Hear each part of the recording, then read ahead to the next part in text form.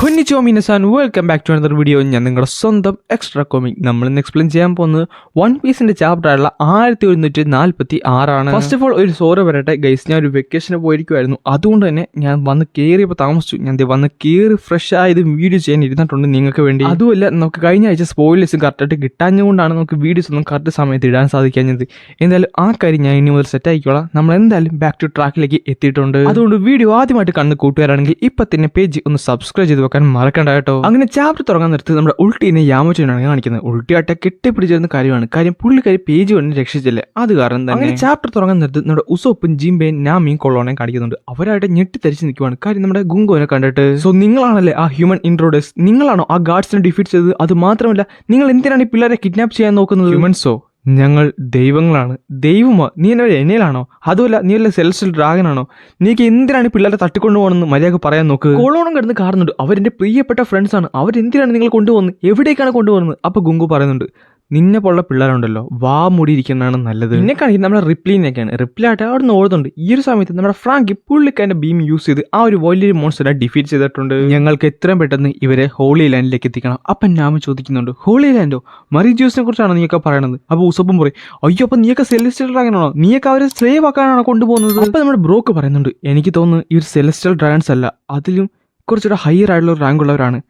May be ഒരു God's night ആയിരിക്കും. അത് തന്നെ. അപ്പോൾ ഉസപ്പ് കിടന്ന് കാണുന്നുണ്ട്, നീയൊക്കെ ആ പിള്ളേരെ സ്ലേവ് ആക്കാൻ പോകുവാണ്, എന്തുകൊണ്ട് നീയൊക്കെ കാണിക്കുന്നത്? പെട്ടെന്ന് ഒരു ആരും അവന്റെ നേരെ വരുന്നുണ്ട്. അവനായിട്ട് ഞെട്ടിത്തരിച്ച് പോവുകയും ചെയ്യും. അതിന് ഞാൻ നിന്നെ സമ്മതിച്ചിട്ട് വേണ്ടതെന്ന് പറഞ്ഞിട്ട് നാമി നമ്മുടെ സ്യൂസിനെ യൂസ് ചെയ്ത് ഒരു അറ്റാക്ക് നമ്മുടെ ഗുങ്കോന്റെ നേരെ വിടുന്നുണ്ട്. പക്ഷേ ആ ഒരു അറ്റാക്ക് ഗുങ്കോ അവളുടെ നേരെ തന്നെ തിരിച്ചു വിടുകയും ചെയ്യും. ഈ ഒരു സമയത്ത് നാമി ഞെട്ടിത്തരിച്ചു പോയി. അപ്പോൾ അവൾ പറയുന്നുണ്ട്, ഈ ലോകം ഒരു ദിവസം ഇല്ലാണ്ടാകാനുള്ളതാണ്. നാമിയായിട്ട് സ്യൂസിനെ ജീവിതം കൊണ്ട് ഓടുകയാണ്.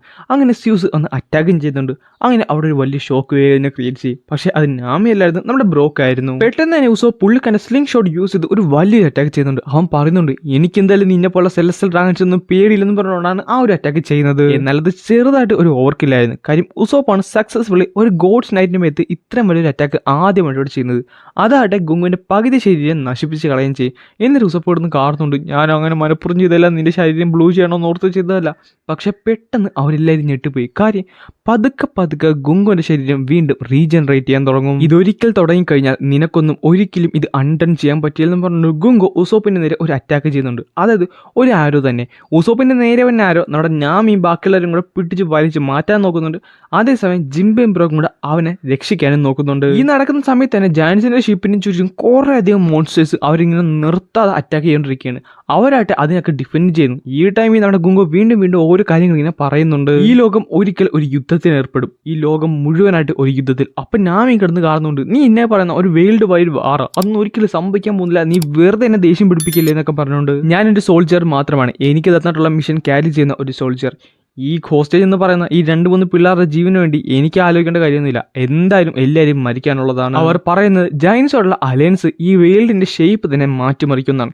ഈ ഒരു സമയത്ത് നമ്മുടെ ലൂഫിയും ലോക്കി ഫുഡ് ഫുള്ള് കഴിച്ചിട്ട് വയർ വീർപ്പിച്ച് അവിടെ കിടക്കുവാണ്. കൊളോണ് ദേഷ്യം വന്നിട്ട് അവളെ അറ്റാക്ക് ചെയ്യാൻ വേണ്ടി പുള്ളിക്കാരനെ സോഡ് എടുത്തിട്ട് പോകുന്നുണ്ടെങ്കിലും ഗുങ്കുവിന്റെ ആരോ കാരണം പുള്ളിക്കാരനെ വലിച്ച് മുകളിലേക്ക് വിടുന്നുണ്ട്.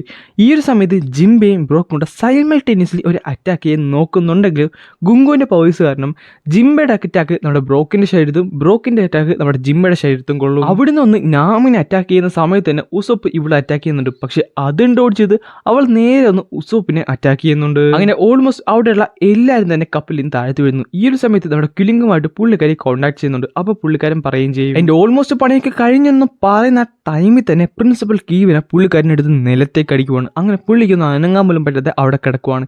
ഇതേ സമയത്ത് നമ്മുടെ മിസ്സും ഉണ്ടായിരുന്നു. പുള്ളിക്കാരിക്കും അനങ്ങാൻ പറ്റില്ല. അത് സംഭവം എന്ന് വെച്ചാൽ ഇവൻ പുള്ളിക്കാരൻ സ്ലീപ്പ് പാരലൈസിസ് അവളുടെ ഇത് യൂസ് ചെയ്തിട്ടുണ്ട്. ഇവിടെ ഒരു വലിയൊരു സ്നെയിലുണ്ട്. ഇത് യൂസ് ചെയ്ത് ഇവിടെ ഫുള്ള്, അതായത് നേഷൻ വൈഡ് നമുക്ക് ട്രാൻസ്മിറ്റ് ചെയ്യാൻ സാധിക്കുമെന്ന് തോന്നുന്നുണ്ട്. ഷോമേസ്, നീ എന്തായാലും ഒന്ന് നോക്കുന്നില്ലേ? കിലിംഗം, ഒരു സെക്കൻഡ്. കാര്യം ഇവിടെയുള്ളവൻ താഴ്ത്തി വീണിട്ടില്ല. ഇവൻ പണ്ടത്തെ ഒരു വൈസ് അഡ്മിറൽ ആണ്. ഞാൻ വിചാരിച്ചത് നീ ഓഹാറിൽ വെച്ച് മരിച്ചു പോയെന്നായിരുന്നു. ചോപ്പർ, റോബിൻ, നിങ്ങൾ പുറത്തിറങ്ങില്ലേ? അവിടെ തന്നെ പാത്തിരുന്നു.